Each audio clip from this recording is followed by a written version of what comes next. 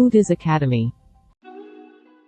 10 cara menghindari perang harga yang berdarah-darah. Pusing nih, banyak banget yang jualan harganya nggak masuk akal. Apalagi kalau udah ikut promo. Belum lagi itu bisnisnya ghost kitchen rumahan yang bisa aja mereka jualan harga murah-murah karena memang operasional cost-nya kecil, modalnya kecil. Lah kalau kita yang punya outlet, bayar UMK, tax dan lain-lain harus bersaing dengan harga seperti itu, kita mana bisa survive ya? Pusing harga pada murah-murah gini, oi jualannya. Mana semua mikir yang sama lagi, jualan yang lewat delivery online. Pesaingnya makin banyak, harganya murah-murahan. Lah gimana bisnisnya bisa jalan ya? Ini baru ngomong yang bisnis rumahan kecil-kecil dan banyak. Di sisi lain, bisnis yang main kapital juga seperti beberapa cloud kitchen. Kuat dalam banyak hal. Ini gimana ini makin suram bisnis kuliner kalau gini sih?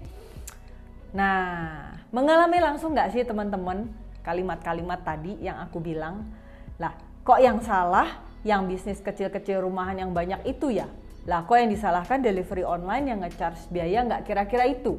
Atau pemain gede yang punya modal sejibun buat akuisisi market. Gak ada ujungnya ini kalau main salah-salahan terus ya. Tetap aja bisnis kita nggak akan laku. Apalagi kemudian ikut-ikutan perang harga dengan model bisnis yang memang tidak disiapkan untuk medan perang tersebut.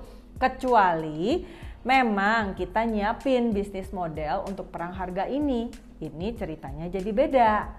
Ya tentu ada dong ya cara untuk kita tidak terjebak dengan perang harga. Karena memang menurut Foodies tidak sehat secara bisnis dan menjadi tanda tanya terkait dengan sustainable bisnisnya. Walaupun mungkin aja bisnis modelnya disiapkan untuk itu. Apalagi capex. Loh, jadi gimana dong solusinya? Nah, coba yuk kita lihat 10 strategi bagaimana menghindari perang harga. Yang pertama, memberi value yang plus. Berikan nilai tambah yang membuat harga kita tawarkan menjadi sangat worth. Worth artinya cukup lah ya. Walaupun lebih mahal dibandingkan pesaing. Nilai tambah bisa direalisasikan dalam berbagai bentuk sesuai dengan ekspektasi atau latent demand dari target market ya tentunya ya.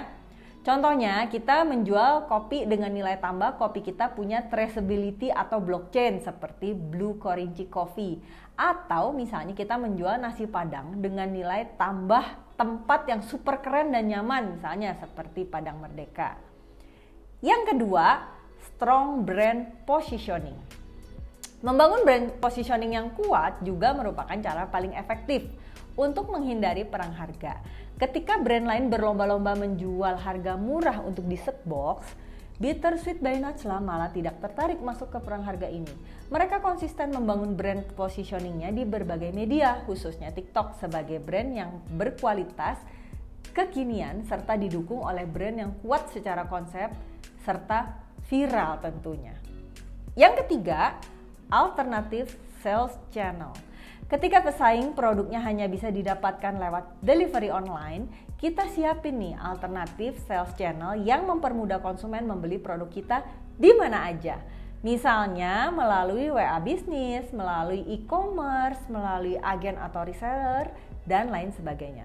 Konsep less effort yang akhirnya membuat konsumen oke untuk membayar harga lebih mahal. Yang keempat, experience.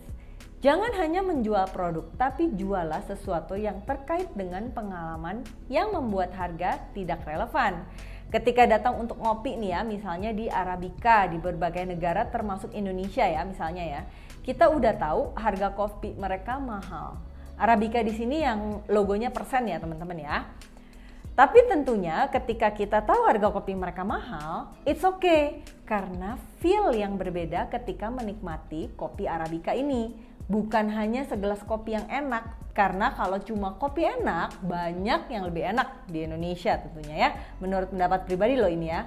Tapi juga ngomongin Arabica, ngomongin keren. Keren aja lah ya, udah ke Arabica, bisa foto-foto buat di-sharing di feed Instagram dan TikTok. Dan tentunya kalau ada yang nanya, udah ke Arabica belum? Oh tentu udah dong. Yang kelima adalah product quality. Product quality merupakan salah satu strategi yang juga efektif untuk menghindari persaingan harga. Mengkomunikasikan kualitas produk artinya kita memberitahukan kepada target market kita bahwa adalah wajar ketika kita menjual harga lebih mahal dari pesaing karena memang secara kualitas produk memang lebih baik. Kualitas produk juga bisa digunakan sebagai positioning yang akan makin memperkuat alasan wajar tadi ketika price kita lebih tinggi, sekaligus tentu menjauhkan kita dari perang harga yang membuat bisnis kita jadi tidak sehat dan tidak sustain. Yang keenam, niche market. Menggarap ceruk pasar bisa jadi strategi yang juga efektif untuk keluar dari perang harga. Memang kita akan menjual mahal dengan resiko konsumen lebih sedikit, tapi kalau konsumen ini tipikalnya loyal, tidak sensitif harga, serta punya buying power yang besar, sehingga profit margin kita bisa lebih baik.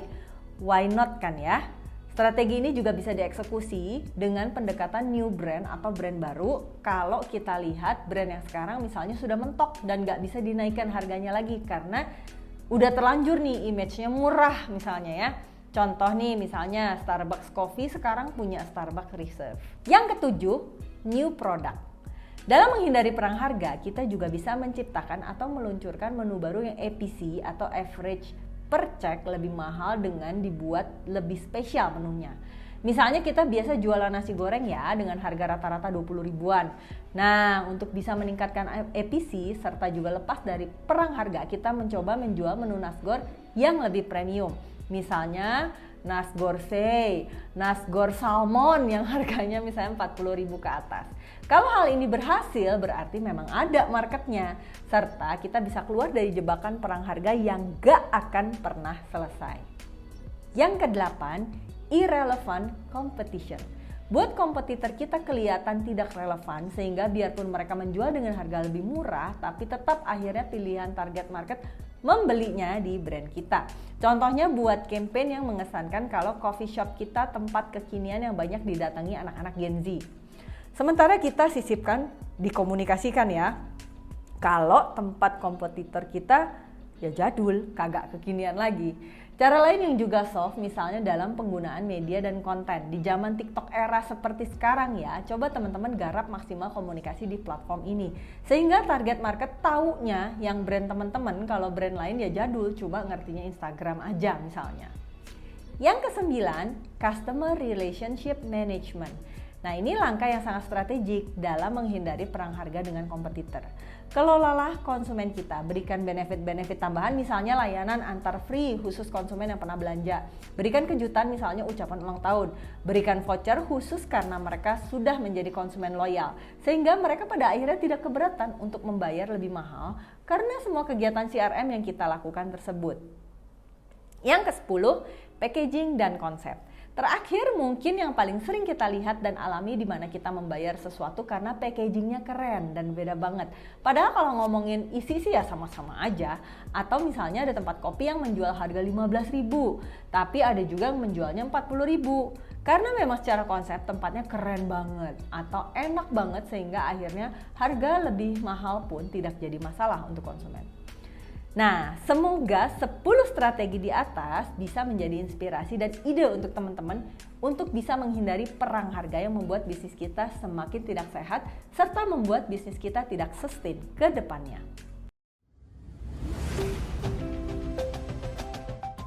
Foodiz Academy.